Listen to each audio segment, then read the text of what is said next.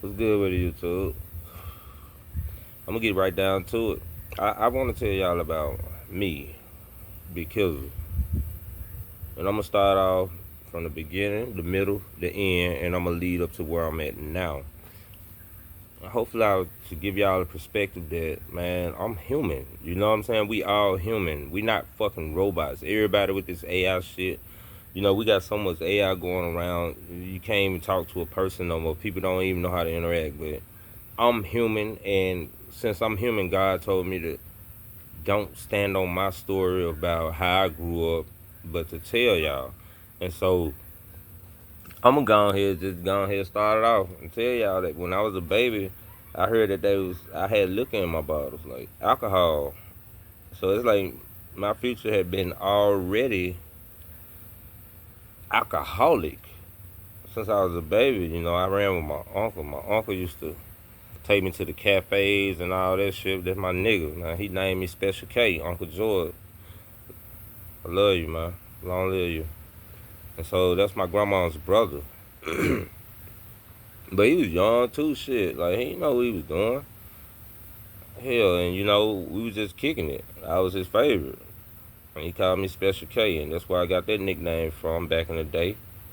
But then Big Nizzle started calling me Big Kizzle. But anyways, in the meantime, in between time, I'm going off topic. Um, Besides the alcohol that was in my bottle since a kid,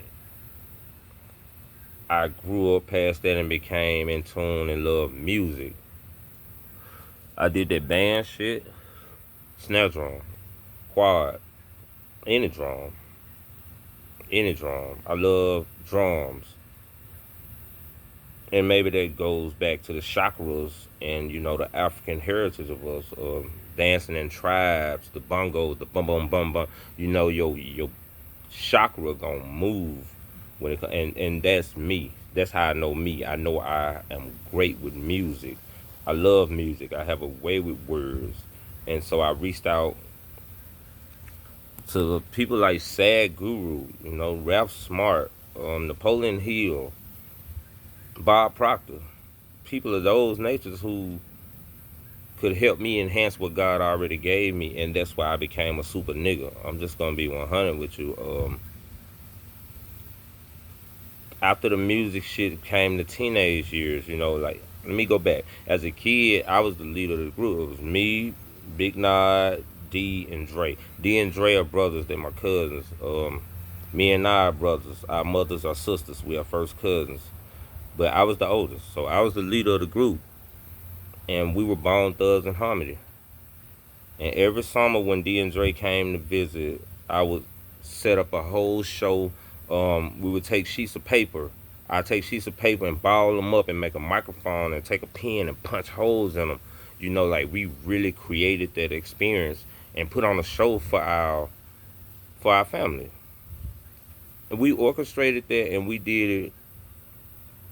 We did it quite well actually. Like this shit has always been us. When we talking about fifth, sixth grade, fourth, third, all that, you know, we love Bone Thugs and Harmony.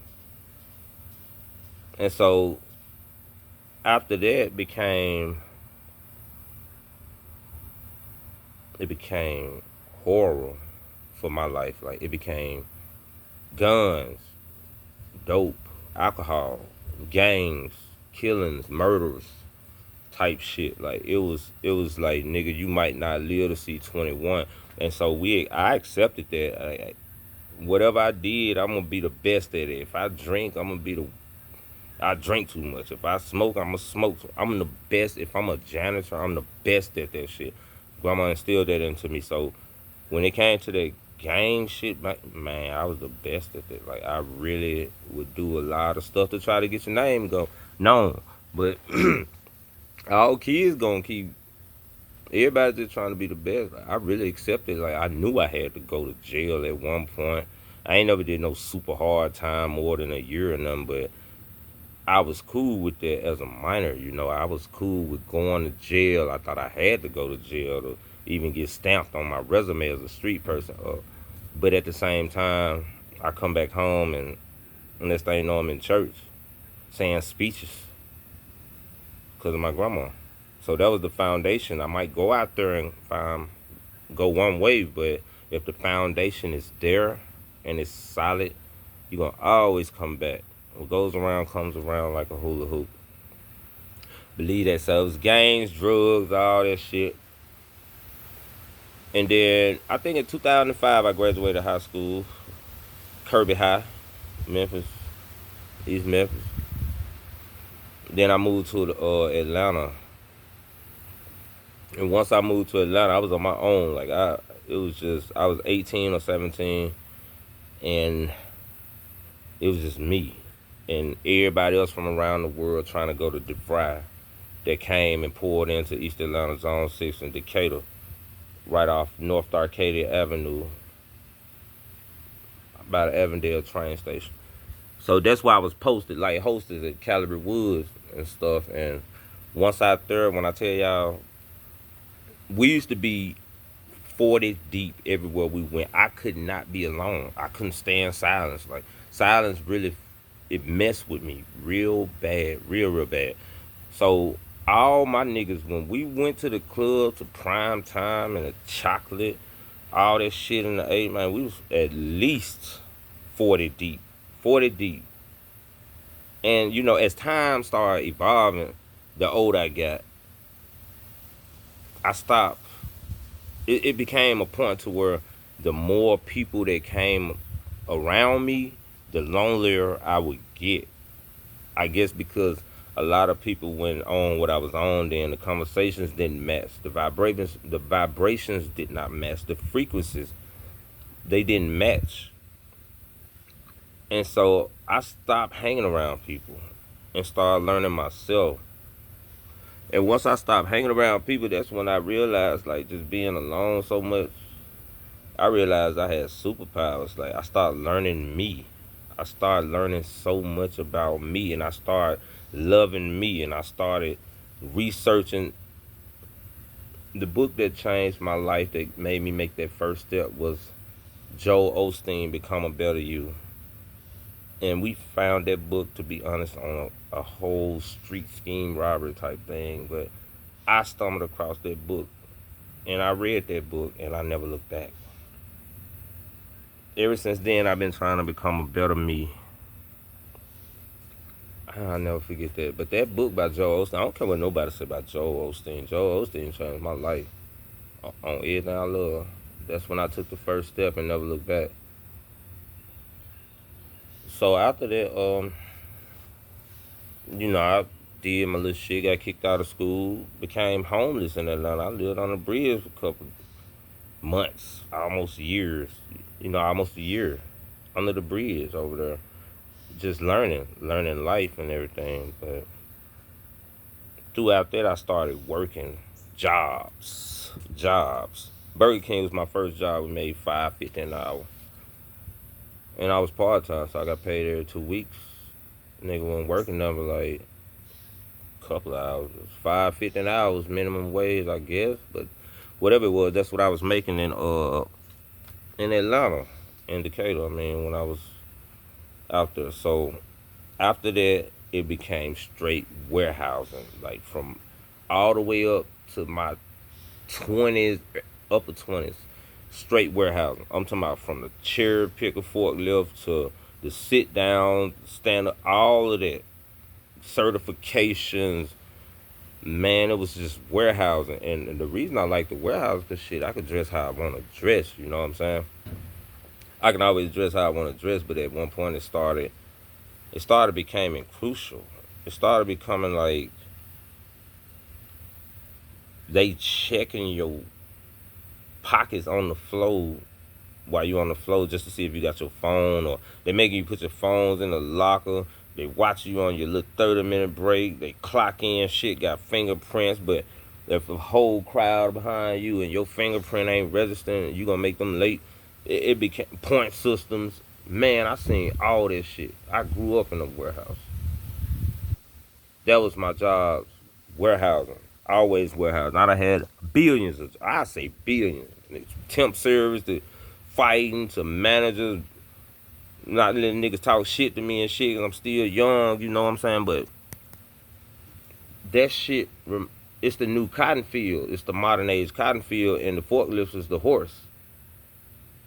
The forklifts is the horses going through handling the business. You know what I'm saying? The aisles in the warehouse, that's the cotton fields. And the supervisors, slave masters and shit. Warehousing is the new modern day slavery. Them niggas move so smooth, like they send illusions, and then they don't pay you shit. But then they want drug test you randomly and all that, and then put you on a point system. They checking doctors' excuses. They got mandatory overtime hours, and then once they ain't got no overtime, they sending your ass home early, and you just your spirit knows something ain't right. I had to get the fuck up out of there, and so after that, I went back to school for IT, software engineer, and I graduated at University of Phoenix. And so I went into the corporate world. I went from the slave work. Before I get out the warehouse, let me tell you what an old head told me in the warehouse. They always just tell me to get out the warehouse. One man said, "Young man, please get up out of here. Go to school and don't get comfortable," because he said, one day I was 18 when I walked in here, and then I blinked and I was 50 something. Just like that, a snap of a finger, you can get sucked into the trap. Man, I met a lot of people that told me to get away, so I went. I got away. I went back to school, University of Phoenix, for software engineering, and so I went corporate. I went to the corporate world, and my first job was at Sedgwick. I was an applications associate at first, but ended up as a software developer technician, tier 2 support. Um, and I worked there 9 years. And then one thing I noticed after like the first year is that no longer was my mustache black no more. Like it was turning gray. I started growing gray hairs as a young person. I was young. So I realized like the warehouse and everything, it fucks with your physical well-being. The worst thing ever is them degrees and shit. And that's when they fuck with your mental. This will break this physical down way faster than in the warehouse. So, you gonna start changing. Your hair gonna start falling out and shit. And you have dreams about solving problems while you sleep, when you should be focused on your family and all that. It just took over. And so I became like a corporate street thug type shit. You know what I'm saying? Like I still had all that other stuff in me, but I was learning the corporate world and learning about the chain of commands and how it's set up to divide into groups, because while you and your manager have a meeting and they talking this shit, they go have a meeting with their manager and they talking about your ass. You know what I'm saying? Like they moving in whole unison type shit. It's over with. And I learned that shit, and I started learning about all that shit, man. So on my 9-year anniversary, which was April of this year, after the stand-up meeting, my supervisor had told me that we finna have a meeting, just me and him. I thought I was finna get a raise. It was about that time. I need them pesos. It was about that time. But he said, we need you to return your equipment back or you won't begin your service pay. Happy anniversary. I'm sorry, but we eliminated your position due to reconstruction of the company. Maybe that was it. After the whole conversation, I was staring at the wall for probably 30 minutes before I realized that my life had just stopped and changed. It just stopped. It changed. Right then and there. And all I heard was return our equipment or you won't get your severance pay. So a job ain't what it is. 9 years, and now I'm sitting here on YouTube with y'all. But I'm going to tell y'all something. The biggest blessing in my life was not being at work no more. Because now my creativity is flowing. I get to do what I always dreamed of doing since a kid. Nobody watching me micromanaging. That's cool to get the income, but I don't want to go back to that type shit no more. I can't do it. That's not for me. Like, I believe I was put here for a bigger purpose, and it wasn't to be working at somebody's company that ain't mine, slave, and then they just let you go. That ain't me. That ain't my narrative. That ain't my story. We finna open the damn book back up because the author ain't through writing. So since then, it taught me to not depend on the job, but to depend more on my God, lean more on God. Well, I'm at 15 minutes. Yeah, I'm finna go. I just wanted to. I feel like I wanted to talk and vent and express myself right quick. You know, give y'all the insight on my life. I love y'all. More to come. One.